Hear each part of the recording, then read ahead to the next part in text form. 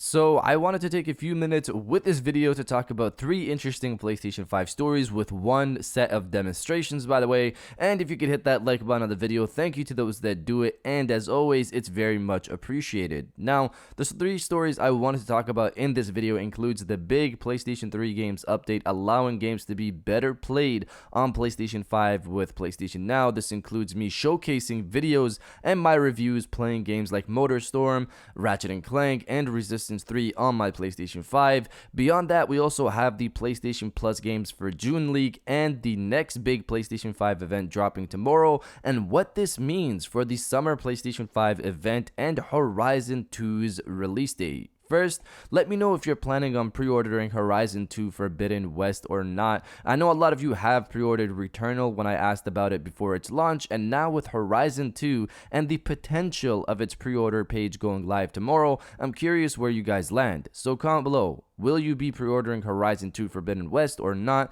Let me know down in the comments below. Now, diving into the first story of the video, the big event happening tomorrow, and what this means for the summer event and Horizon 2's release date. At this point, most of you know about it, but tomorrow will be the day we finally get to see Horizon 2 gameplay. Sony has confirmed that tomorrow, May 27th at 5 p.m. Eastern Standard Time, they will have a dedicated state of play for Horizon 2 that will showcase 14 minutes of gameplay. The countdown for this event will go live at 12 p.m. Eastern that same day, and I am beyond excited to see Horizon 2 gameplay finally. I want to see if the gameplay looks like what we saw from the trailer last year, which was captured on the PlayStation 5, but seems like they could have been in-game cutscenes, and it's just different to see live gameplay compared to something like a cutscene.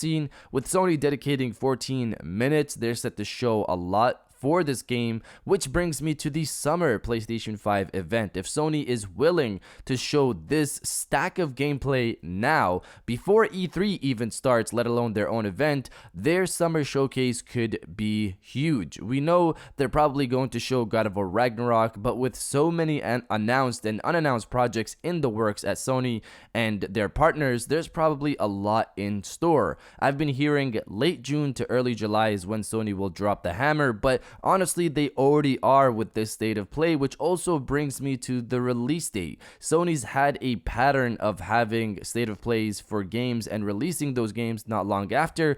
The Returnal state of play happened on February 25th, and the game released in April. Ratchet & Clank Rift Apart had its state of play on April 29th, and it's releasing in June. If we go by that pattern, Horizon 2 could release in July, which is crazy to me, but remember that The Last of Us 2 released in June and Ghost of Tsushima released in July of last year, so it's not too crazy. However, if God of War is in fact not coming this year, then I would assume they'd want to have Horizon 2 as their fall game, but we'll have to wait and see.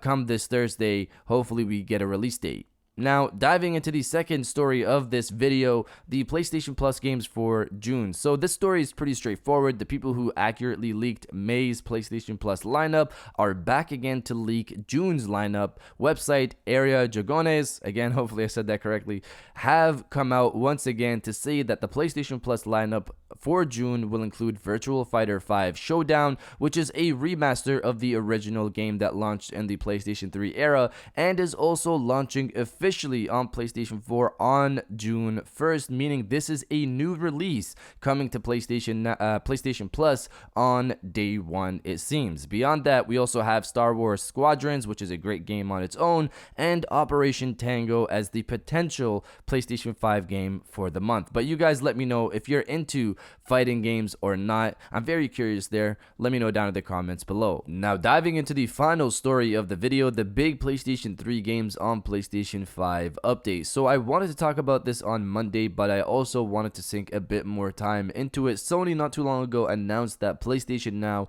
will be getting a 1080p update. My thoughts back then were a 1080p update has to include some reworking in the backend to supply that visual upgrade. The service's latency was already horrible, and with 1080p it would get worse, so they had to do some reworking in the backend and have probably improved latency to be confident confident in upgrading the resolution. I'm here to tell you that this is exactly what happened. The latency has improved a good amount on PlayStation Now alongside the resolution bump. So we'll talk about resolution, the games I want to showcase, the God of War franchise, and the future of all of this. In terms of resolution, I'm not Digital Foundry, of course, but there's a solid difference between the 720p the service had before and the 1080p it has now. Games look sharper after this update went live. That some games like Killzone 3 still look pretty good considering it came out in the PlayStation 3 era. In terms of the games I've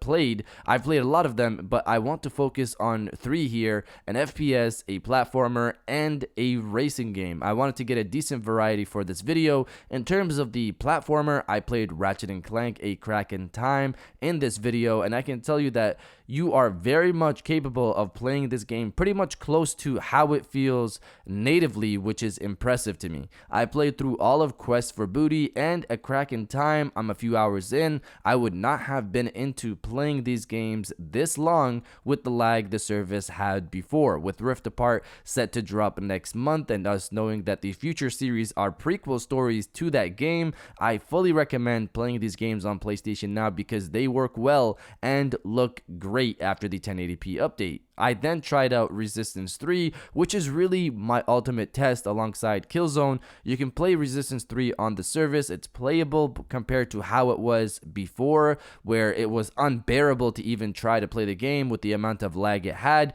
However, this isn't like Ratchet. There's a good noticeable lag here, but greatly improved from what was there before, and I really want to stress that it is much better than what it was. But for most, I know any lag in a shooter doesn't work out for them, and I get that, but if you really want to play Resistance 3, I can say compared to how it was before, it's at least playable to a certain degree, and also, of course, looks better to play as well.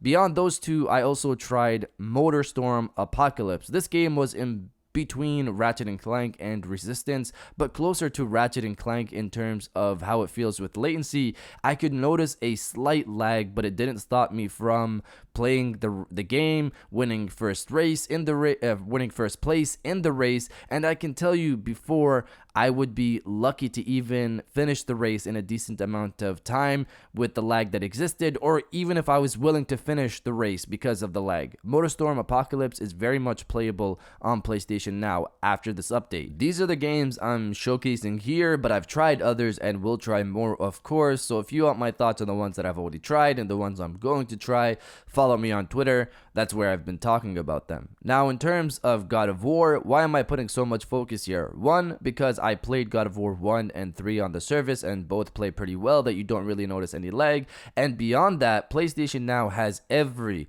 God of War game available on the service. You can play God of War 1, 2, 3, Chains of Olympus, Ghosts of Sparta, those are the 2 PlayStation Portable games, and Ascension right now on the service after the update. I would recommend those who have played God of War 2018 but have not played the previous games, this is your opportunity to jump on those and experience the origins of Kratos. It's crazy and exciting to me that I could play every God of War game on the PlayStation 5. Now, what about the future? If this is the update we're getting now, with Sony patenting edge node computing and investing in cloud companies to further improve latency a lot, this is where they're going to go for the future of backwards compatibility, it seems. And before anyone gets upset, there's nothing stopping Sony from selling PlayStation Now games in the future when the latency further improves, making them similar to digital games, for example, or even allowing you to put in a PlayStation 3 disc, for example, into the system, and that being a key to unlock the PlayStation Now version of a game. I've been talking about this for a while now. This 1080p update somewhat proves that this is the path Sony is taking, and honestly, I'm looking forward to see